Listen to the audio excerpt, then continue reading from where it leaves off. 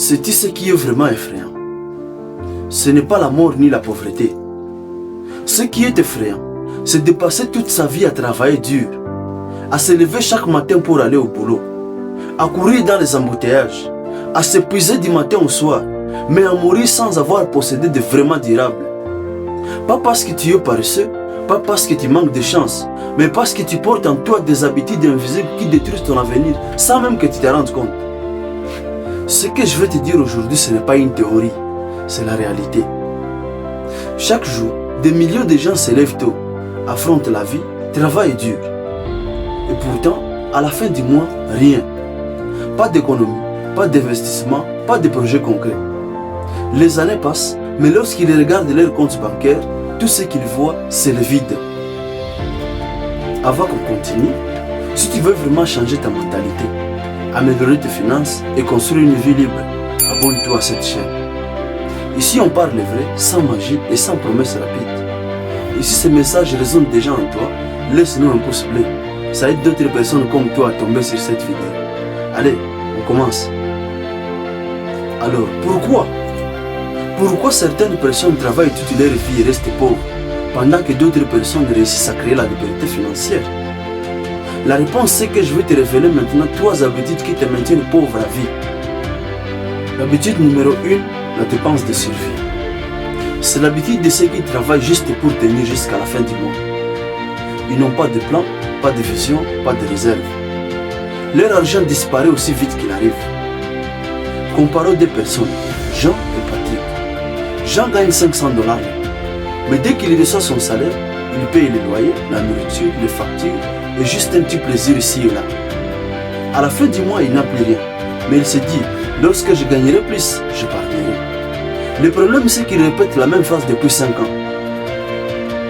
Patrick, lui, gagne exactement la même chose, mais dès qu'il reçoit son argent, il met 10% de côté, peu importe les circonstances. Il apprend à vivre en dessous de ses moyens et fait attention à chaque dépense. Il garde le contrôle. 2 ans plus tard, il a pu ouvrir un petit commerce. Résultat, Jean continue à se plaindre du coût de la vie. Par contre, Patrick lui a déjà commencé à faire travailler son argent. Oprah, la célèbre animatrice et femme d'influence, est née dans la pauvreté. Mais dès ses premiers revenus, elle a appris à épargner et à investir intelligemment. Aujourd'hui, elle est l'une des femmes les plus influentes au monde. A l'inverse, vous rencontrerez une autre personne qui a gagné plus de $300 millions et a tout perdu parce qu'il fait dans les dépenses sans contrôle.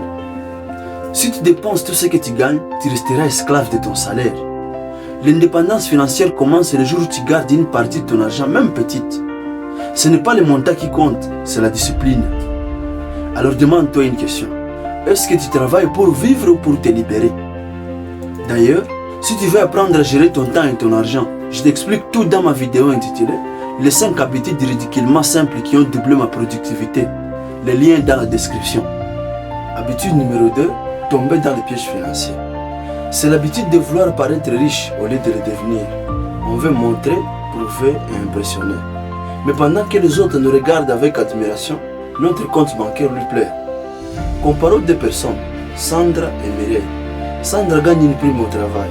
Mais dès qu'elle reçoit son argent, la première chose qu'elle fait, elle achète le dernier iPhone, une montre, un sac de marque. Elle veut montrer qu'elle réussit, mais quelques semaines plus tard, elle retourne à zéro. Par contre, Mireille, sa collègue, reçoit la même prime. Mais dès qu'elle reçoit cet argent, elle l'investit dans une formation en ligne et lance un petit business de revente sur Internet. 1 an plus tard, Mireille génère des revenus supplémentaires chaque mois. Robert Kiyosaki, auteur du livre Père riche et Père pauvre, a dit: les pauvres achètent les choses, les riches achètent les actifs. Les pauvres achètent les choses pour paraître riches, pendant que les riches achètent les actifs qui vont leur permettre de gagner un peu plus d'argent. Laissez-moi vous parler maintenant de Steve Harvey. Avant la gloire, il dormait dans sa voiture. Il refusait de s'endetter pour impressionner. Il a investi dans son talent, ses projets et sa vision. Actuellement, il pèse des millions. Pendant que les autres dépensaient pour briller, lui a investi pour tirer. Le piège financier, c'est de vouloir prouver ta valeur avec des objets.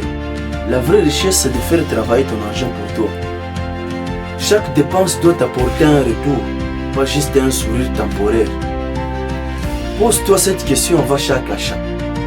Est-ce que ça me rapproche de la liberté ou est-ce que ça m'attache un peu plus à la pauvreté? Et si tu traverses une période où tu perds ta motivation ou ton focus, regarde ma vidéo en deuxième D dans la description. Tu trouveras 3 étapes simples qui m'ont aidé à persévérer quand tout semblait perdu. Habitude numéro 3, blâmer les autres. Si je suis pauvre, c'est à cause du gouvernement. Si je n'ai pas réussi, c'est la faute de mes parents. On ne peut pas réussir si on pense ainsi. Voilà l'habitude qui vous détruit complètement. Se voir comme une victime. Comparons 2 commerçants, Marc et David. Marc passe son temps à se plaindre. Le système, le pays, la corruption, tout le monde, sauf lui, est responsable. Il est resté bloqué dans le même poste depuis 10 ans.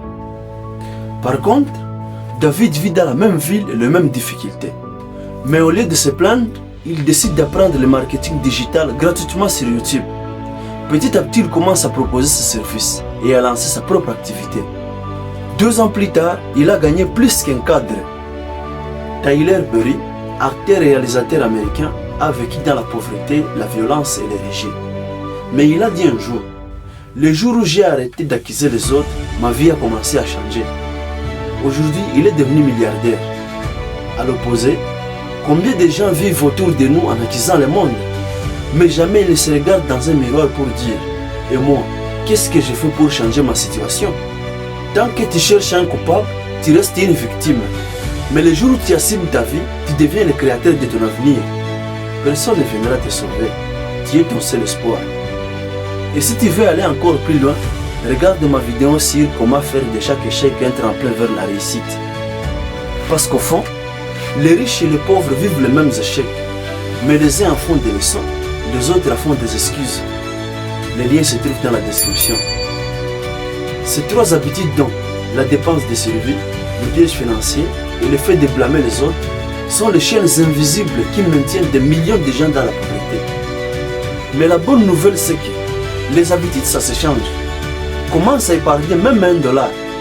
Apprends à investir dans toi-même. Et surtout, prends la responsabilité totale de ta vie. Parce qu'au final, la richesse n'est pas une question de chance, mais une question d'habitude. Et toi, quelle habitude choisis-tu d'entretenir à partir d'aujourd'hui?